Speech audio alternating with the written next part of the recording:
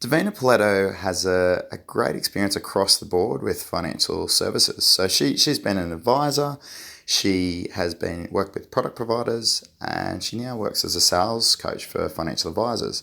So we discuss her journey when she was advising, what the experience was like, why she left, and what she's learnt with her role now, where she's been working with advisors on how to bring clients on and overcome their own challenges around, the sales process.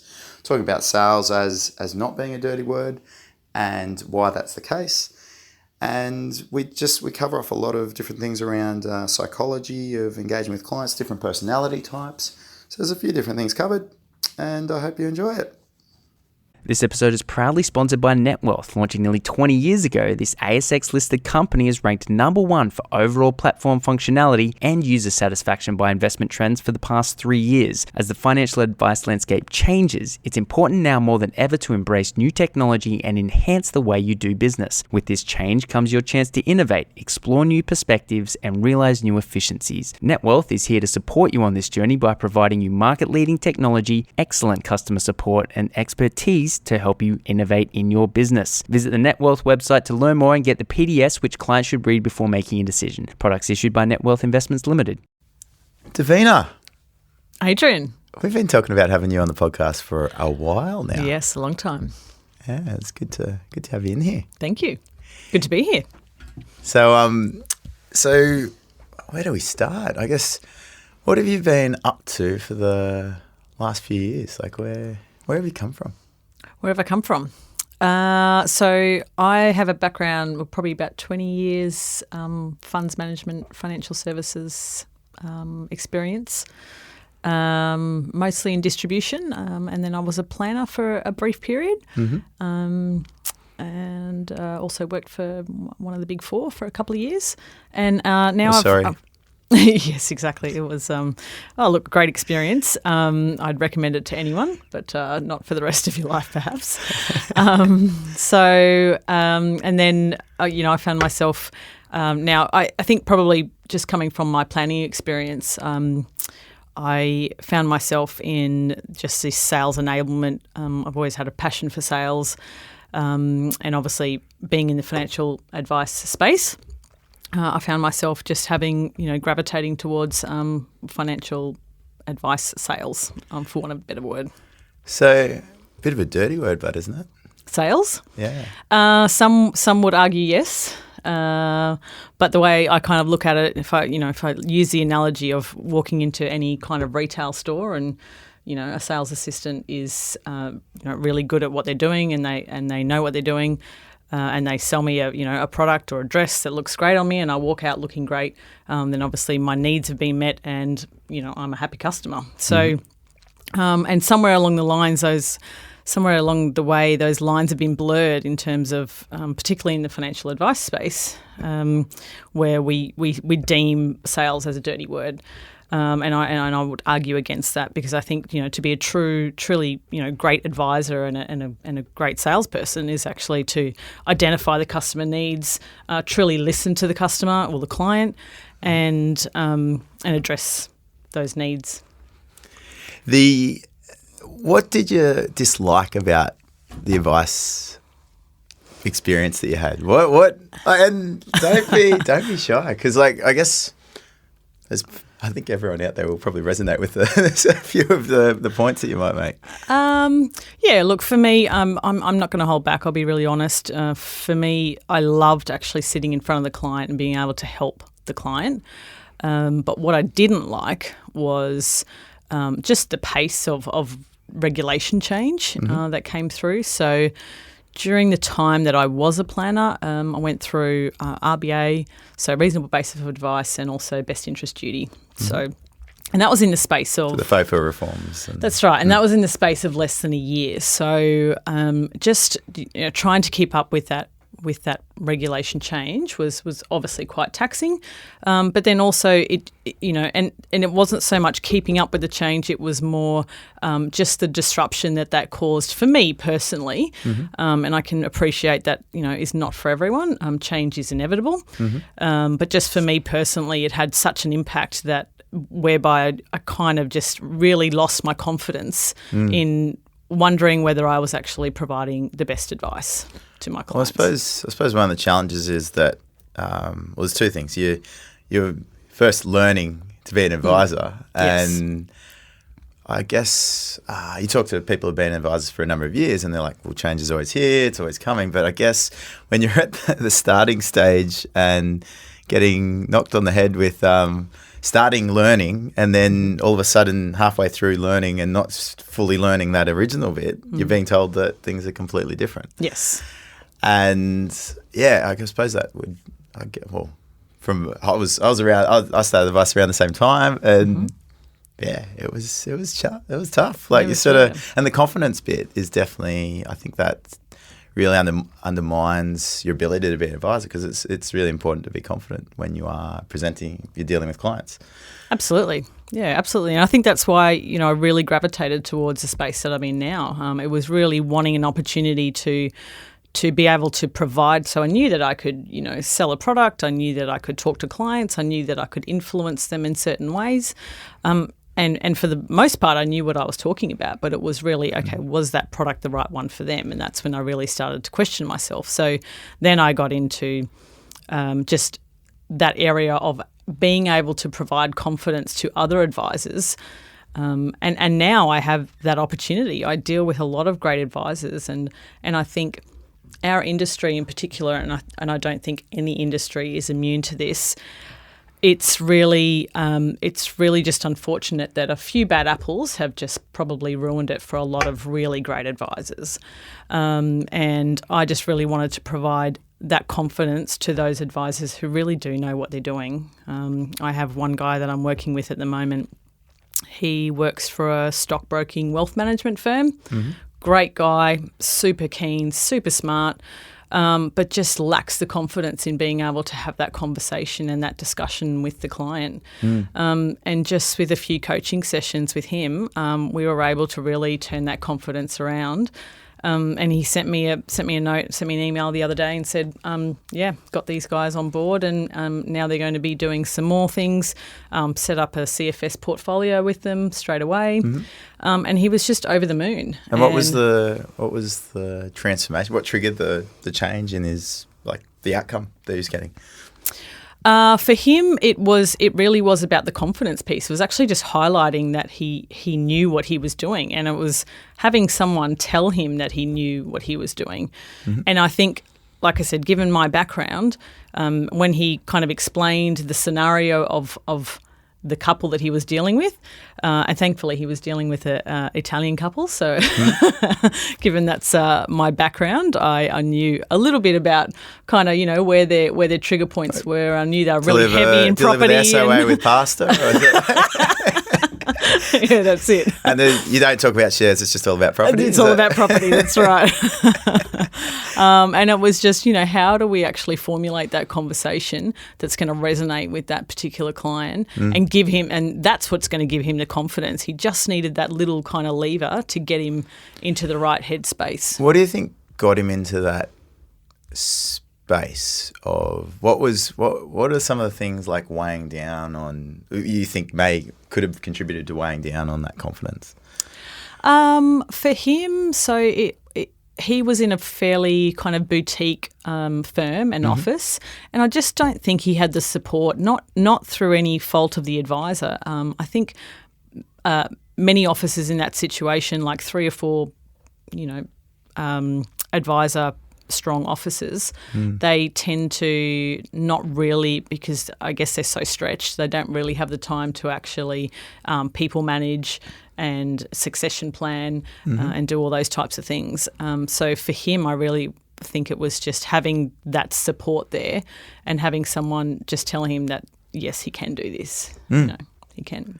Well, I think you point on you're touching on an area that I guess I might draw back to when you're learning, and it was it's around that administration, the requirements around advice. Mm-hmm. So you said that you like the human element, and absolutely. How far your impression of advice and what it would be, how far from that impression to what it ended up looking like for you was it?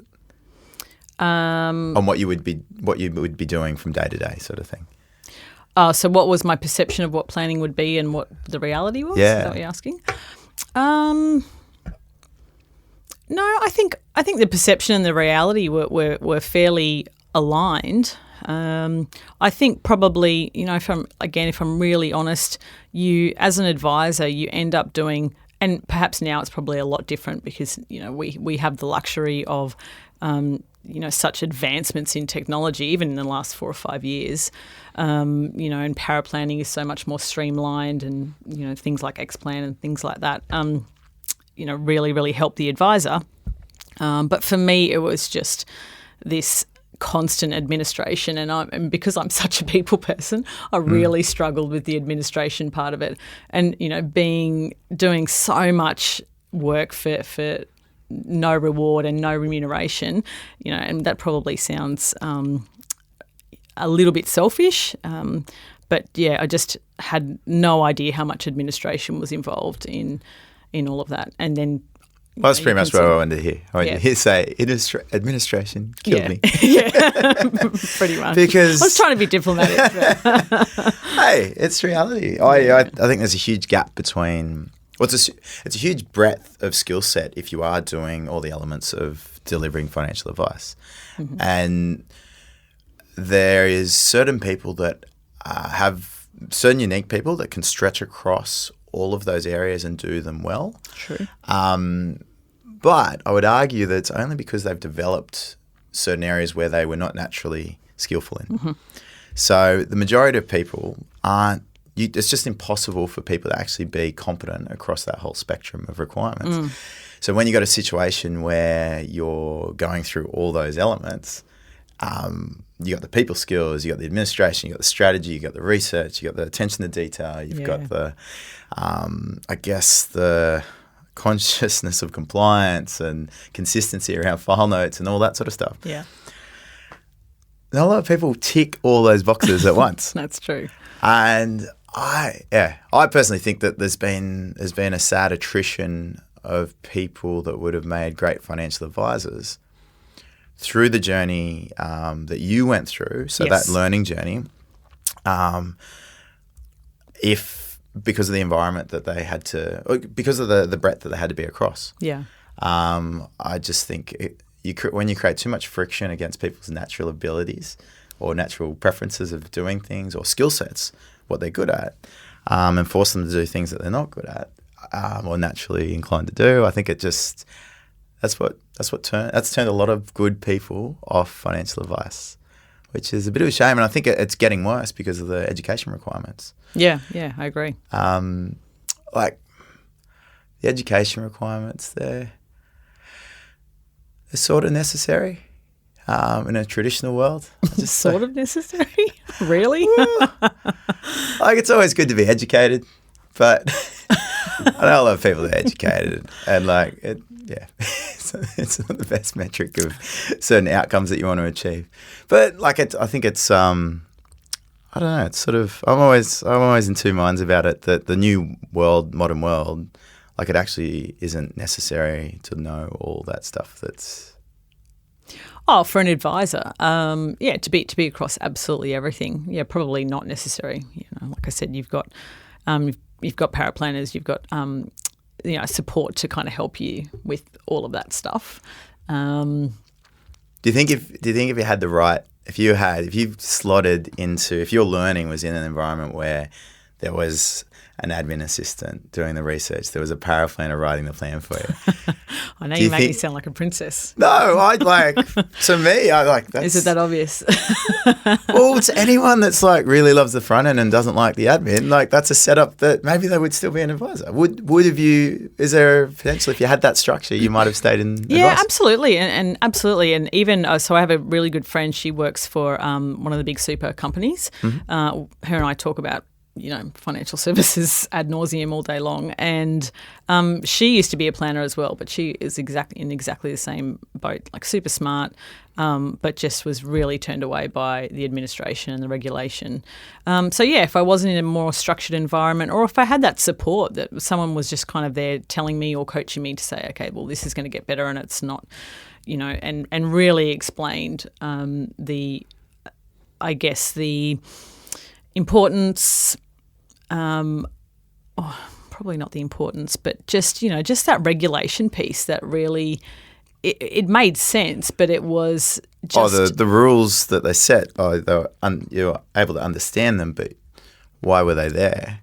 Not so much why were they there, but there was just kind of this, this threat, this constant threat that, if you didn't do the right thing, that you were going to... and you're dealing with, some serious issues. You're dealing with people's finances. It's not, something to be taken lightly. And I think for me, I was just really sensitive to all of that. Was it the rules, or was it actually the impact on the client that was? Both. Yeah, absolutely both. Because even now I have good girlfriends, particularly, my female friends who, come to me and say, what should I do about this? I've got this super that I really want to roll over. Can you help me? And I love being able to do that. I love being able to empower particularly females, because they really put their head in the sand when it comes to financial advice and dealing with their finances. So being able to help them, even a little bit, even just be able to sort of direct them in the right direction or actually say, well, yeah, here, go and see my friend, Adrian or Clayton. You got to get some new friends. What's that? You got to get some new friends. Yeah. I feel to me that's quite empowering. So yeah, I wouldn't mind touching on that gender side of things as well in financial planning. Sure. Because I don't think anything that we've talked about specifically has addressed anything in particular in that space. But what's your, like, obviously there's a ratio that's like 20 to 30% women and 70% men. What's your perspective? In terms of advisors? Yeah, in terms of advisors. What why and what do you think may happen over the next few years, sort of thing? Why do I think the ratio is the way that it is? It's a good question. I don't know that I have the answer to that. I wish there were more financial advisors or female financial advisors. But yeah, it just seems to have been, for some reason, dominated by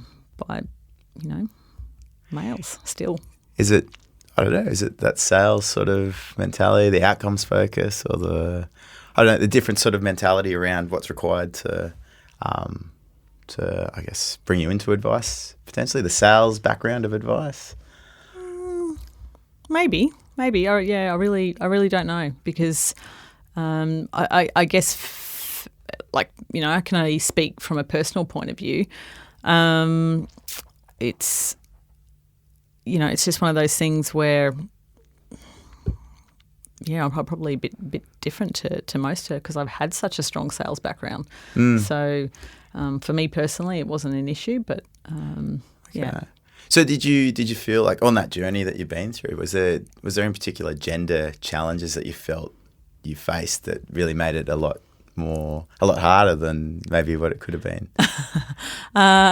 Probably to your earlier point was really around the just that push to actually continually sell, but in a really aggressive kind of way. Which again, this is why it brings me to the role that I'm currently in, which is really more about identifying how we can better serve the customer by identifying their needs and selling in a very ethical way, and still getting the outcome that your customer or your client wants. Does that remove the necessity for the numbers game of sales? It doesn't remove the necessity, but I really think if you're continually doing the right thing and you're continually servicing your client, and your activity levels are there, I mean, you've obviously got to be out seeing clients, then, the numbers take care of themselves. So I suppose, like, obviously there's confidence levels, is there just people that you see like, well, they need to just do more activity? Is it the simple answer? Absolutely. Absolutely. Yeah. So, like, reminds you of when you're first learning advice, you're like, just get on the phone. Just get on the phone. Yeah. Yeah, exactly. Well, it's kind of like anything really, isn't it? It's just consistency pays off. So what do you think will get more people into advice? That's a tricky question. Do you think we need more people in advice? I do. I think we need to get the cost of advice down by maintaining advisors' margins, which means that there's a larger addressable market because you've got more competitive pricing for advice because it's just continually been driven up, which narrows the addressable market in like in Australia sort of thing. But the environment that sort of creates that like number one, the job to be enjoyable for someone. I think you really need to have people, I guess, showing how enjoyable the job can be, which I think in the current environment has been quite difficult because a lot of people are just dodging bullets half the time or ducking for cover. Shit, what's coming through? Yeah, well, I think, it's a great because it's a great segue into what I was about to say next in terms of, before we get more people into advice, I think we actually need to start to really address how the perception of a financial advisor is. What is it that they do? What is it that they can help me with? Because I still, even though I've been out of advice for quite a long time, and you can correct me if I'm wrong, I still think there's this perception, and this is just as an observer, that there is some dodginess going on in the financial advice space, and that a lot of financial advisors aren't to be trusted. You open the paper every day and there's something in there about someone doing something that's not quite right. So yeah, absolutely. I do think that's definitely been a challenge, but I think what you're talking about before that is actually more pertinent. There's more substance. That's a surface level thing in terms of image amongst people. But from my experience, your sales process or the way you come into contact with people really cancels that out. It might put a couple of an extra barrier in place in terms of earning that trust. But people they're still willing to talk to you because people want and need to talk to someone about this stuff, and that need and that fear around finances is strong enough to overcome that sort of surface level perception of advice to drive them to at least talk to someone. Yeah. Now, what an advisor does after that point is what defines the penetration of advice in Australia, and that's like what the offer is. What are they presenting? What are they selling the client? What's the experience they're selling? And as you said, there's a lot of different experiences that advisors are selling, and it's a very diverse space. Traditionally, I guess, you still talk to people, even people who've gone and studied financial planning at university. I've talked to students, so the perception is still a strong perception around investments and things like that. And obviously, there's a shift away from that to, I guess, above. There's the goals-based sort of concepts, but there's also cash flow. It's the whole spectrum of financial services, financial advice that can be delivered, a more holistic approach. The way that is communicated to people is probably key. And yes. I don't know how you guys advocate, because does what you do sort of reach into how they communicate from their marketing collateral and things like that, or how they articulate their service? What sort of... it can be anything. So, to give you an idea of the breadth of our content, so our content is video-based. So we provide, obviously, and it's based on the premise of the way that we learn as humans is obviously 10, 20, 70. So 10% is, kind of audio-visual kind of stuff, what we see in here. 20% is what we kind of discuss with our, with our significant others or our peers. So it's like you and I having a conversation now. And then the other 70% is in the doing. So our content is largely based on providing you with video content. Then we provide you with some supporting resources around that. So that's you have that in it's the same for each advisor that uses it, or it is the same. So the framework is the same. Yeah. Okay. In terms of the breadth of content. Yeah. You could watch a video as such. You could probably watch one every week for 5 years and never repeat the. And the content. this is learnings for the advisor themselves. There's nothing going direct to the client, or is it? No, just for the advisor. For the advisor to actually have the conversation and open up the conversation with the client. Okay.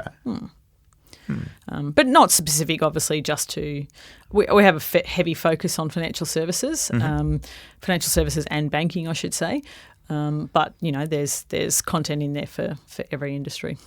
So ethics. Ethics is like I did the CFP 1, the ethics course. Mm-hmm. And it was like, and I'd studied ethics at uni, I think, before.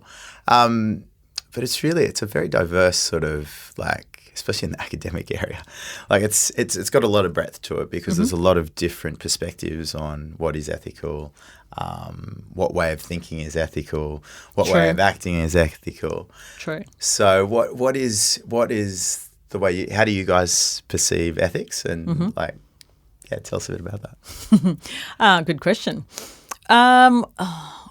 I don't want to simplify that topic and that notion. Are you going to come over and go, just do the right thing?